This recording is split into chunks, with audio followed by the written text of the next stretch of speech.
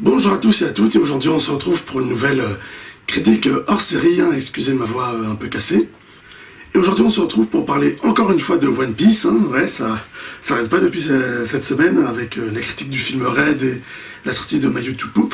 Et aujourd'hui donc on va parler d'un nouveau film One Piece, à savoir le 6e film One Piece, puisque je vous avais dit que j'avais vu les 5 premiers, à savoir One Piece, le baron Omatsuri et l'île secrète. Si vous pensez pouvoir échapper à mes tireurs d'élite. Quoi?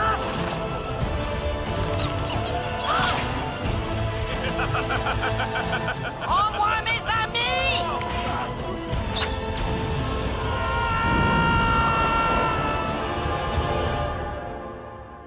Voilà, j'avais parlé rapidement des 5 premiers dans ma critique justement du film One Piece Red, parce que je vous l'avais dit ou que vous l'avez oublié que j'ai commencé à regarder tous les films de One Piece, que je n'avais jamais vu jusque-là. Et la semaine dernière j'ai vu justement donc le 6e film, et je fais une critique dessus parce que parce qu'il fallait absolument que je fasse une critique dessus, parce que en fait il y a 2 raisons. C'est déjà la première raison, c'est parce que ce 6e film One Piece est réalisé par Mamoru Hosoda. Ouais, le Mamoru Hosoda, donc le réalisateur japonais, qui est un de mes réalisateurs favoris, hein, qui a fait La Traversée du Temps, Summer Wars, Les Infos à Miyuki, Le Garçon et la Bête, Mirai, Belle aussi, donc dans les 2 derniers j'avais fait des critiques sur ma chaîne, et j'avais fait aussi une critique en série sur Summer Wars, un film que j'adore. Et j'avais vu aussi dans sa filmographie, en me renseignant un peu sur lui, qu'il avait fait aussi d'autres films, avant La Traversée du Temps, hein, qui était son premier film personnel, quoi, on va dire. Avant il avait fait des films de commande, un peu de studio, hein. Il avait notamment fait un film Digimon, il avait fait aussi un film Pokémon je crois, et j'avais vu aussi qu'il avait fait un film One Piece, mais j'avais oublié lequel c'était, jusqu'à ce que je vois ce 6e film One Piece et que je vois Mamoru Hosoda, réalisé par lui. Et non seulement il y a son nom, mais aussi on voit que le film est réalisé par lui, quoi. Déjà ça se voit pour le style de l'animation du film, quoi. Parce que l'animation de ce film là, elle est vraiment magnifique. Quoi, ça change complètement des 5 premiers films qui ont été animés avec un style, une colorimétrie normale, quoi, on va dire, classique et tout.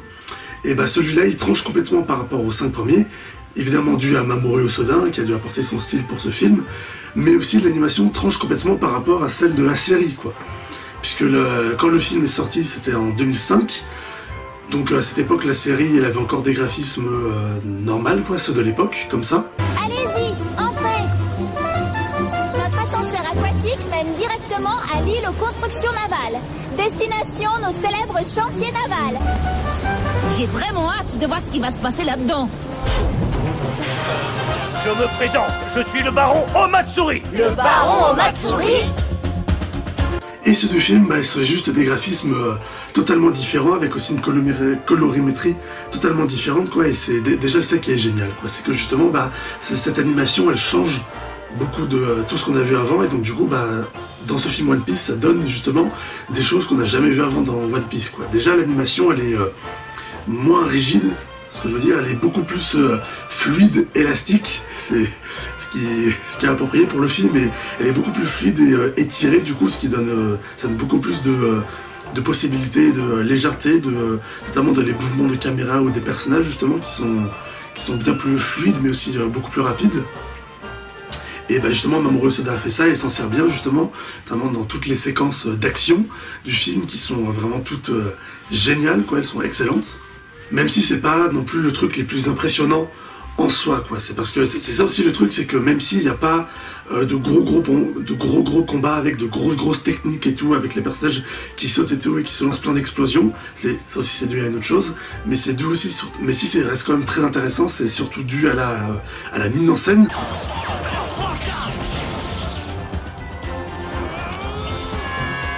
Déjà avec le style de l'animation qui rend toutes les actions, même les plus simples, très belles et très impressionnantes en soi.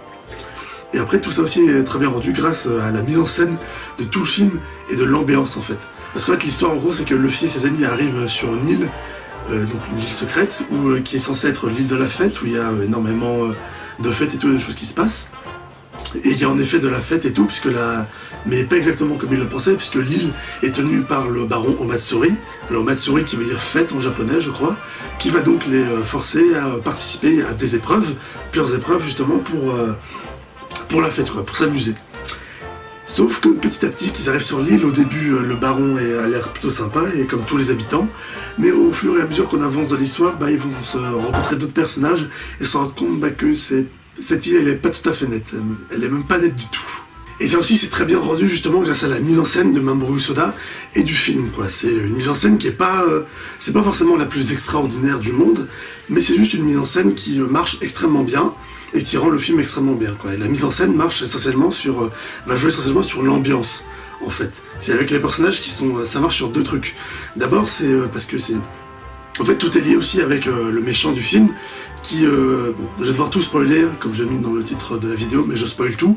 Tout est lié justement au méchant principal, qui en fait déteste l'amitié, voire des groupes d'amis ou des équipages d'amis quoi, qui sont liés.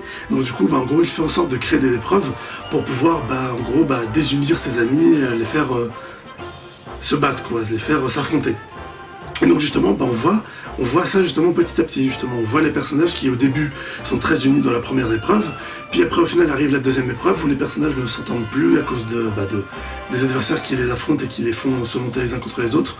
Donc tu vois les personnages qui commencent petit à petit à se crier dessus, et au début on se dit bah ouais c'est normal, c'est ce qu'ils font un peu des fois. Sauf qu'après ça continue, tu vois, dans les scènes plus calmes, où là les personnages continuent bah, à se bouder, à se faire la tête, à ne plus se parler, tu vois, à se séparer. Donc là on se dit aussi, on commence à voir que c'est un peu plus sérieux, quoi, que c'est bizarre et que bah c'est vraiment sérieux, quoi, ils s'engueulent vraiment. Et ça continue après un peu plus. On voit vraiment les personnages se détester, se crier dessus, tu vois, et donc s'affronter, puis se séparer, quoi, pour partir chacun de leur côté. Donc ça aussi, ça marche bien, et ça montre vraiment tout, justement, ça crée cette ambiance de tension, quoi, puisque les personnages, bah, il y a la tension entre eux, littéralement, et donc tout ça superposé avec ce qui se passe sur l'île, ça marche très très bien, justement, ça crée vraiment une ambiance, bah, très inquiétante, quoi, angoissante. J'ai même vu des gens sur internet qualifier le film de film d'horreur. Et on va y venir aussi, ça peut. Il y a en effet des arguments qui peuvent aller dans ce sens. Et le deuxième truc, c'est justement l'ambiance par rapport à l'île, justement, parce que petit à petit, justement, il y a donc les personnages de l'équipage qui vont commencer à partir chacun de leur côté pour explorer l'île, pour essayer d'en découvrir un peu plus sur son histoire et tout ce qui se passe. Et au fur et à mesure, bah, ils vont rencontrer d'autres équipages pirates qui vont les renseigner un peu sur l'île, et ils vont se mettre à disparaître un à un, justement, sans que les autres se rendent compte.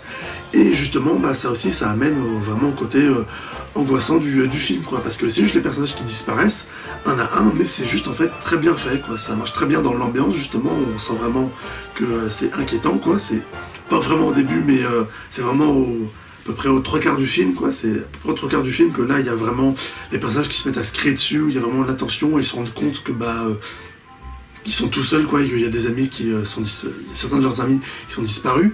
Et donc du coup à ce moment-là, pendant vraiment les 30 dernières minutes qui restent du film, bah, il y a vraiment plus de musique, quoi, donc ça aussi, ça aide aussi, parce que pendant toute la première partie du film, t'avais de la musique et tout, t'avais de l'ambiance, t'avais les personnages qui jouaient, qui criaient et tout, sauf que là, tout d'un coup, bah, ça s'arrête, il n'y a plus de musique, tout devient sombre, et les personnages, bah, cette fois-ci, sont beaucoup plus sérieux, quoi, et s'inquiètent, donc bah, ça tranche totalement avec ce qu'on a vu au début du film, et ça renforce justement ce côté inquiétant, angoisse, quoi, et ça marche très bien.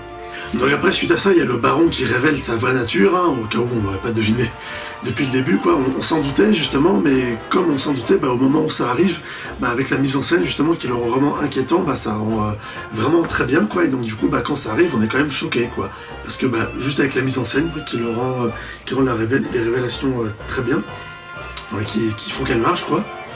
Et bah arrive tout le dernier acte du film, où t'as, bon je le précise encore, c'est full spoil, donc où t'as le baron justement qui va livrer tous les membres de l'équipage de Luffy en pâture à une fleur géante qui est l'île à peu près, qui se nourrit de gens. Et donc du coup pendant toute cette scène, t'as les personnages qui sont en train de se faire dévorer, et t'as Luffy qui essaye d'empêcher le baron de les donner en pâture, quoi, sauf que bah, justement c'est vraiment, j'explique un peu, mais c'est vraiment tendu cette scène, parce que comme j'ai dit justement, il fait beaucoup plus sombre que pendant tout le reste du film où c'était vraiment très coloré, tout très joyeux, et toute la scène se fait sans musique, vraiment sans aucune musique, du coup t'entends juste les cris des personnages et les coups et tout. Du coup ça augmente aussi, ça augmente la force et l'impact de ce que tu vois, et ce qu'on voit justement à la fin, c'est vraiment très compliqué, quoi, puisqu'on a Luffy, on a le baron en gros qui peut tirer des flèches, qui se met à tirer sur tous les membres de Luffy pour en gros le coincer, quoi, alors que Luffy hurle et il essaye de sauver ses amis, donc du coup c'est vraiment très viscéral, quoi, ça marche vraiment très bien, c'est excellent. Et comme j'ai dit, malgré le fait qu'il n'y ait pas de gros combats, et le film fait pas non plus d'énormes techniques et tout, il n'y a pas de Gear Second ou de Gear Third ou de Gum Gum Rafale, tout ça, malgré tout, ça marche vraiment très bien grâce à la mise en scène, à la tension et tout, et aussi grâce à la résolution finale. C'est que quand la résolution finale arrive, et que tu as Luffy au final qui bat le baron, en lui donnant juste un énorme coup de poing et tout, vous savez, c'est le coup de poing, vous savez, où t'as tout qui devient blanc et avec des traits noirs et tout pour montrer la force. C'est même si c'est pas non plus le truc le plus impressionnant du monde, c'est grâce à la tension, à la mise en scène qui est progressive dans ce final, et quand arrive ce fameux coup de poing, c'est génial quoi, et ça rend vraiment très bien, et au final, même si c'est pas impressionnant en soi, ça reste quand même très satisfaisant, notamment grâce à toute la mise en scène, toute la tension qu'il y a et toute l'émotion aussi. Parce que Luffy se bat seul alors que ses amis sont en train de se faire bouffer, qu'il veut absolument les récupérer, qu'il s'en veut. Du coup, ça marche vraiment très bien, quoi. Voilà, je vous conseille vivement de regarder ce film One Piece. Enfin, de même regarder tous les films One Piece. Hein. Il me reste encore le 7, 8 et 9 à voir. Puis après, faudra aussi que je voie le film Gold et Stampede que j'ai pas vu. Mais oui, regardez tous les films One Piece et surtout celui-là, le sixième qui était excellent. C'est honnêtement de tous les films One Piece que j'ai vus là. Pour l'instant, j'ai vu les 6 premiers. Comme j'ai dit, j'avais vu Strong World et Z, mais il y a 10 ans quoi. Du coup, il faudra que je les revoie. Et j'ai vu aussi One Piece Red qui est sorti au cinéma cet été. Et honnêtement, de tous les films One Piece que j'ai vus, pour l'instant, c'est le meilleur. Pour l'instant, les 5 premiers que j'ai vus, il y avait le 4 aussi qui était très bien, mais le 4 justement, je le mettrais en deuxième, après le 6e quoi, qui était vraiment excellent. Et Strong World et Z, faudra que je les revoie, parce que mes souvenirs sont un peu loin. Et le 6e film, honnêtement, comparé à Red, je crois qu'il est peut-être même encore meilleur que Red, quoi. Peut-être juste équivalent, quoi. C'est équivalent, je dirais. Parce que dans Red, il y avait aussi toute la fin, justement, qu'ils ont dans les deux mondes, qui est excellente. Il y avait la chanson et tout. J'avais fait toute une critique, hein, je vous redirige dessus. Mais celui-là aussi, pour le style de l'animation, pour la mise en scène, la tension de Mamoru Hosoda, il est vraiment excellent, quoi. C'est un des meilleurs, si ce n'est le meilleur, quoi. Après, il m'en reste encore 3 à voir, enfin non, 5 avec Gold et Stampede.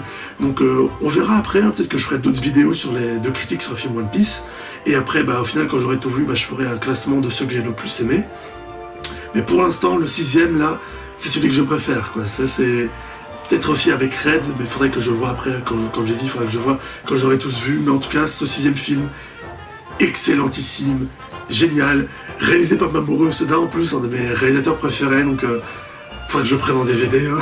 C'est comme tous les films One Piece aussi, hein, parce que oui, je les ai pas en DVD, du coup, faut que je les ai en streaming, mais du coup, pour le coup, oui, il faudra totalement que je les prenne en DVD, quoi, ne serait-ce que pour voir Red ou même celui-là, faut que je les ai en DVD, quoi. Donc, mais regardez-les, le 6e film, Red, tout ça, c'est excellent, les films One Piece, c'est génial. One Piece, c'est génial. Et voilà, cette vidéo est à présent terminée. N'hésitez pas à me dire ce que vous en avez pensé dans les commentaires.